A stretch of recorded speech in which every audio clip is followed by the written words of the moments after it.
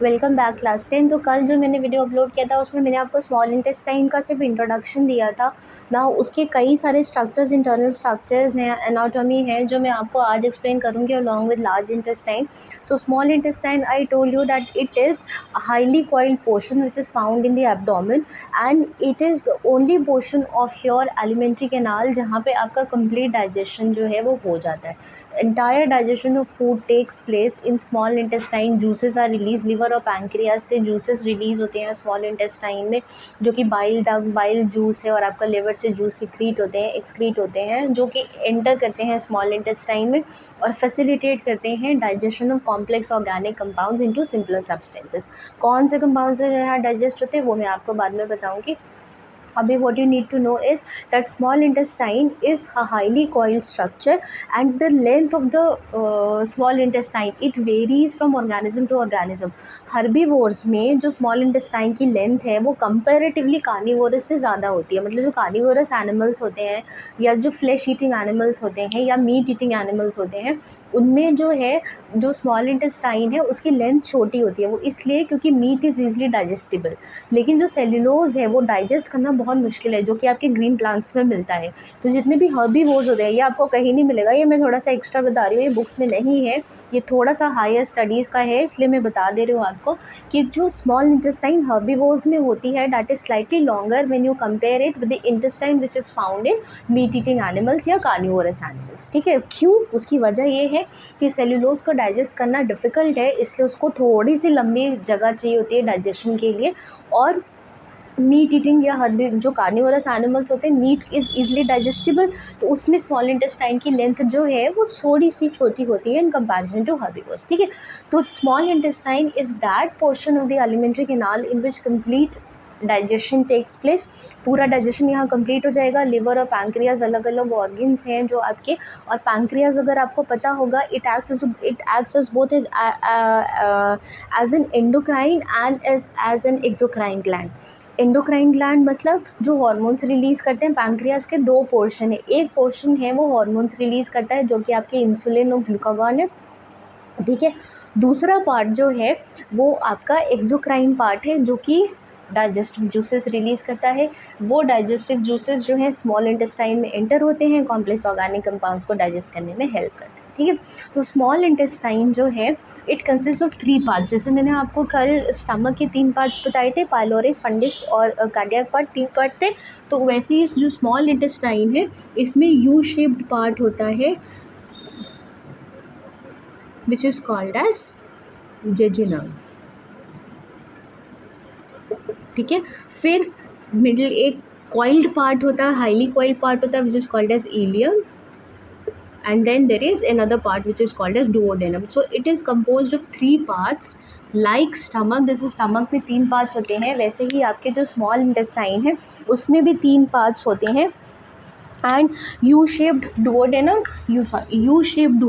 है and coiled ileum, U shaped duodenum and coiled ileum।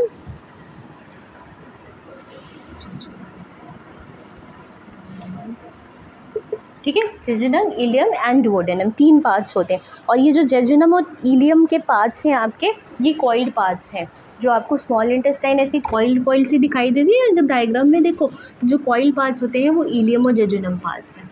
ठीक है, इन्हीं में आपके गैस्ट्रिक जूसेस रिलीज़ होते हैं, बाइल जूस रिलीज़ होता है, लिवर और पैंक्रियाज से जूसेस रिलीज़ होते हैं, डाइजेस्टिव जूसेस, जो कि कॉम्प्लेक्स ऑर्गेनिक फूड को डाइजेस्ट करने में हेल्प करते हैं। ठीक है, अब इसके बाद जो इलियम वाला पार्ट है ये स्मॉल इंटेस्टाइन का लास्ट पार्ट है। ये क्वेश्चन कई बार पूछा जाता है that which is the last part of the small intestine that opens into the large intestine. तो जो इलियम वाला पार्ट है it opens into the large intestine. अच्छा, अब एक बहुत अच्छा फैक्ट है, इसका नाम लार्ज इंटेस्टाइन है लेकिन it is smaller than small intestine. Small intestine बहुत, मैंने आपको बताया था उसकी लेंथ ऑलमोस्ट इतनी लंबी है जो कि एक एवरेज ह्यूमन बीइंग, मतलब जो ह्यूमन बीइंग की एवरेज, एडल्ट ह्यूमन बीइंग की जो एवरेज हाइट है, जो कि हम मानते हैं कि अगर हम इंडियन लोगों की बात करें तो एवरेज जो हाइट हम मानते हैं वो 5'10", 5'11" होती है, जो एवरेज अच्छी हाइट मानी जाती है। तो ऑलमोस्ट इतनी लंबी होती है लार्ज इंटेस्टाइन। ठीक है, स्मॉल इंटेस्टाइन। लेकिन लार्ज इंटेस्टाइन को लार्ज इसलिए बोलते हैं क्योंकि ये डायमीटर में चौड़ी है, हालांकि इसकी लंबाई स्मॉल इंटेस्टाइन से छोटी है। ये फैक्ट है, ये बहुत इंटरेस्टिंग फैक्ट है कि इसका नाम लार्ज इंटेस्टाइन है but it is not large, मतलब वो लंबी नहीं है। लंबी अगर हम बात करें स्मॉल इंटेस्टाइन और लार्ज इंटेस्टाइन की बात करें तो small intestine is much bigger in length, लेकिन क्योंकि ये वाइडर ज़्यादा है डायमीटर में, इसीलिए इसको लार्ज इंटेस्टाइन बोलते हैं। It is much more wider in diameter than small intestine and that is why it is called as large intestine. ठीक है, तो इलियम जो है वो लास्ट पार्ट है स्मॉल इंटेस्टाइन का। I am mentioning it that it is the last part, last portion of small intestine which opens into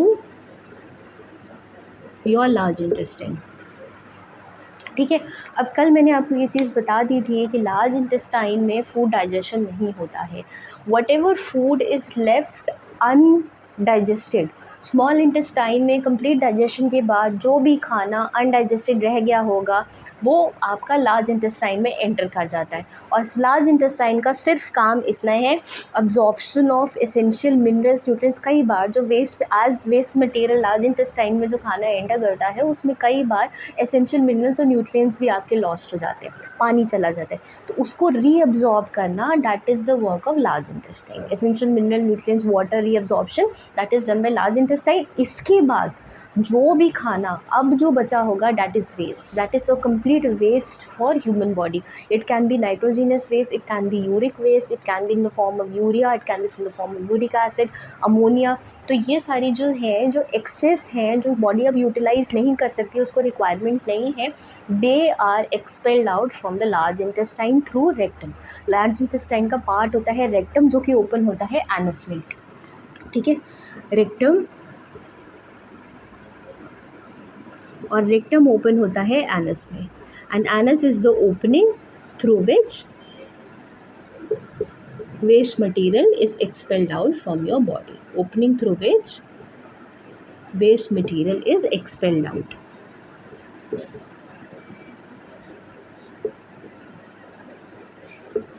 ठीक है, waste material is expelled out from your body। ठीक है, तो इसीलिए मैंने जब स्टार्टिंग की थी वीडियो की तो मैंने आपको बताया था कि एलिमेंट्री कैनाल शुरू होती है माउथ से और जाती कहाँ तक है, एंड कहाँ पे होती है, इट एंड्स इनटू एनस। ठीक है, अब उसके बीच में बहुत सारे पार्ट्स हैं, ओरल कैविटी था, फेरिंक्स था, ईसोफेगस था, स्टमक है, स्मॉल इंटेस्टाइन है, लार्ज इंटेस्टाइन है, ये डिफरेंट पार्ट्स हैं एलिमेंट्री कैनाल के। ठीक है, तो ये जो है ये आपका कंप्लीट करता है पार्ट्स ऑफ एलिमेंट्री कैनाल। ठीक है, अब एलिमेंट्री कैनाल के 3 पार्ट्स हैं। रेक्टम तो मैंने आपको बता दिया, सीकम, कोलॉन एंड रेक्टम। और रेक्टम जो है वो कहाँ पे ओपन होता है, rectum opens into your anus. Caecum, colon and rectum. ठीक है, 3 पार्ट्स हैं। पार्ट्स अभी भी आप याद कर लीजिए, फंक्शन क्या है वो थोड़ा सा डिटेल में, वो थोड़ा हायर क्लासेस के लिए है, तो I will not go into this. ये मैं बता रही हूँ इसलिए क्योंकि ये सब कॉम्पिटिटिव एग्जाम्स में पूछते हैं। ठीक है, तो स्मॉल इंटेस्टाइन के पार्ट्स क्या हो गए, डुओडेनम, जेजुनम एंड इलियम। ठीक है, और लार्ज इंटेस्टाइन के 3 पार्ट्स क्या हो गए, caecum, colon and rectum is the part which opens into your anus, which is the opening through which the waste material is expelled out from your body। ठीक है, अब इसके बाद नेक्स्ट इम्पॉर्टेंट चीज़ जो है वो है आपके डिफरेंट डाइजेस्टिव ग्लैंड्स। ये तो हो गया एलिमेंट्री कैनाल में पाए जाने वाले वो ऑर्गन्स जो डाइजेशन में हेल्प करते हैं। ठीक है, इसके अलावा एलिमेंट्री कैनाल में जो डाइजेशन होता है उसमें बहुत बड़ा रोल प्ले करते हैं डाइजेस्टिव ग्लैंड्स, क्योंकि ये वही ग्लैंड्स हैं जो जूसेस सिक्रीट करते हैं, अलग अलग तरीके के एंजाइम सिक्रीट करते हैं जो कि हेल्प करते हैं आपके खाने के डाइजेशन में। ठीक है, so I will cover just 2 glands today. मैं 2 ग्लैंड्स आपके कवर कर रही हूँ डाइजेस्टिव ग्लैंड्स में। पहला तो है salivary glands. Salivary glands are those glands which are responsible for formation of saliva in your mouth। ठीक है। सलाइवरी ग्लैंड्स जो हैं वो ग्लैंड्स हैं जो आपके माउथ में जो सलाइवा बनता है उसके जो है सीक्रीशन में हेल्प करते हैं। Now why is saliva important? Saliva is important क्योंकि आप जब भी कुछ रोटी या ब्रेड खाते हैं तो आपने देखा होगा कि आप जैसे जैसे उसको मुंह में थोड़ी देर चबाते रहिए चबाते रहिए चबाते रहिए तो आपको थोड़ी देर में वो मीठी लगने लगती है। हालांकि उसमें आपने चीनी नहीं डाली है, उसमें कुछ नहीं ऐड किया एक्स्ट्रा, बट तो you keep on chewing it you will start feeling a sweet taste on your tongue. ठीक है। वो होता क्यों है? क्योंकि सलाइवरी ग्लैंड्स जो सलाइवा सीक्रेट करते हैं उसमें एक एंजाइम होता है विच इज़ कॉल्ड एज प्टाइलिन, या इसको सलाइवरी अमाइलेज भी बोला जाता है।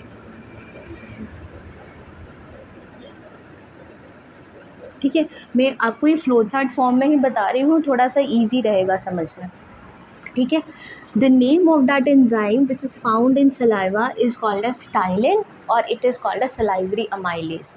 अब इसका काम है स्टार्च, आप जो खाने में स्टार्च खा रहे हैं उसको ब्रेक डाउन करना into simpler forms which is basically glucose. ठीक है। तो आप जब कोई ऐसी चीज़ खा रहे हैं जिसमें कार्बोहाइड्रेट प्रेजेंट है तो कार्बोहाइड्रेट जो है आपकी पूरी एलिमेंट्री कैनाल में पहला जो डाइजेशन उसका होता है वो आपके माउथ में होता है।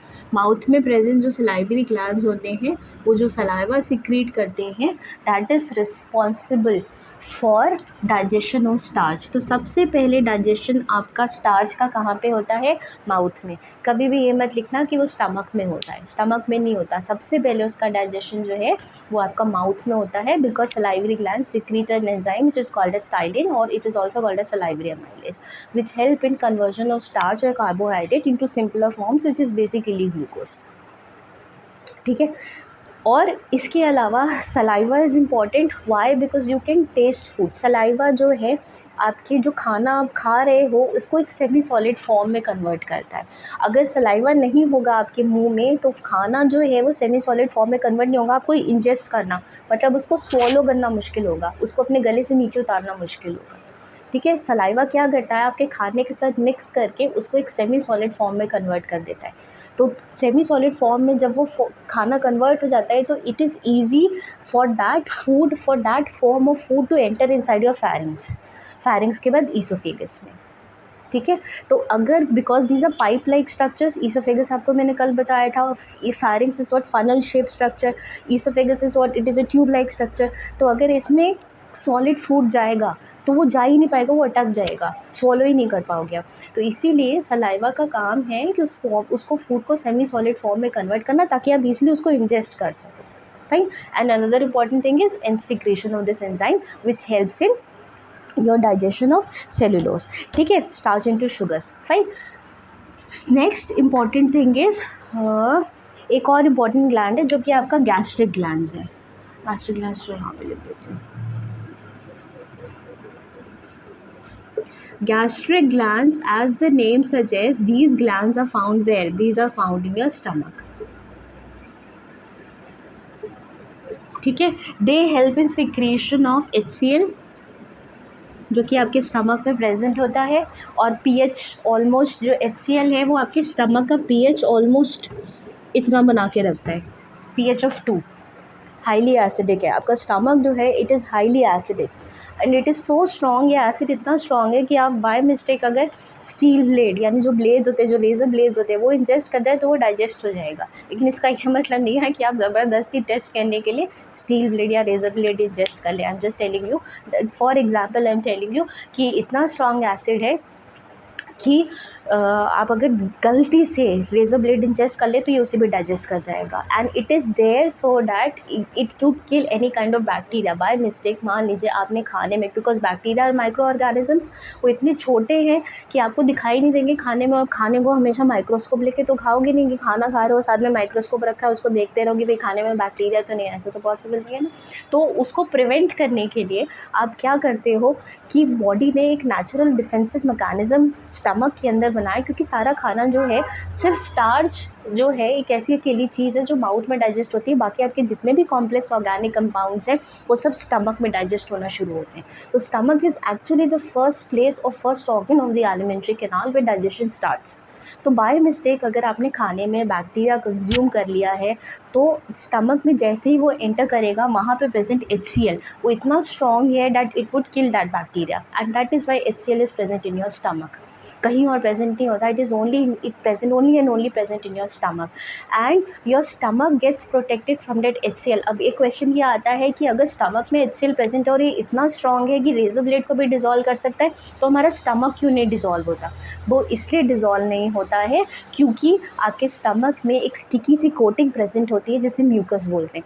वो म्यूकस चिपचिपी सी कोटिंग है, वो आपके HCl को और स्टमक के जो वॉल है उसके बीच में बैरियर की तरह काम करती है, ठीक है, रोड़े की तरह काम करती है। तो वो कभी भी HCl को डायरेक्ट कांटेक्ट में नहीं आने देगी आपके स्टमक से। और वो म्यूकस की लाइनिंग हर 4 से 5 दिन बाद बनती है, स्टमक उसे बनाता है, क्योंकि अगर वो लाइनिंग ख़त्म हो जाएगी तो आपका स्टमक और आप बाकी ऑर्गन्स धीरे धीरे डिज़ोल्व होने शुरू हो जाएंगे HCl, ठीक है। तो HCl सिक्रीट होता है, पेप्सिन, रेनिन, ये सारे एंजाइम्स जो हैं, ठीक, जो कि आपके जो है प्रोटीन्स के डाइजेशन में हेल्प करते हैं, ये सब गैस्ट्रिक ग्लैंड्स जो है वो सिक्रीट करते हैं। फाइन। सो सलाइवरी ग्लैंड्स, गैस्ट्रिक ग्लैंड्स, ऐसे ही और भी ग्लैंड्स है। बाइल डक्ट जो है वो भी एक तरीके का ग्लैंड है जो पैंक्रियाज में प्रेजेंट है, जो कि आपके डाइजेस्टिव जूसेस सिक्रीट करता है। That I cover later on in the next video.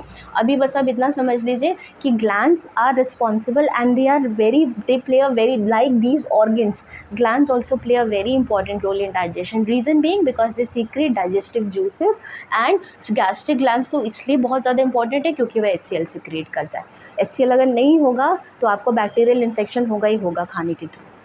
Okay, it is there to prevent any kind of bacterial infection, to kill bacteria. Fine. So I'll end with this video. I hope आपको कोई कहीं पे कोई problem हो रही होगी, कोई concept नहीं समझ में आ रहा होगा तो प्लीज़ मेंशन कर दीजिएगा कमेंट सेक्शन में। I'll explain it once again to you. Thanks for watching.